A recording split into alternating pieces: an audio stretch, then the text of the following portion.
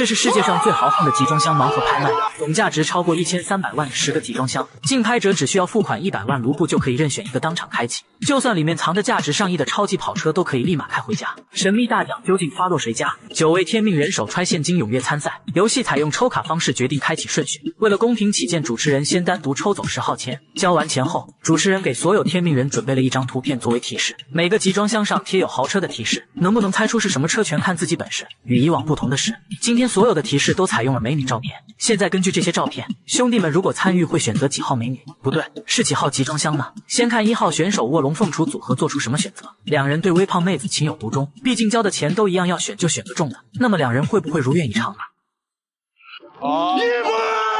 从吃瓜群众的笑声就猜到，两人的美梦估计是要泡汤了。画面给到集装箱，原来这是一辆老款的奔驰 GL 500，不得不说果然对应了门口照片，黑胖的身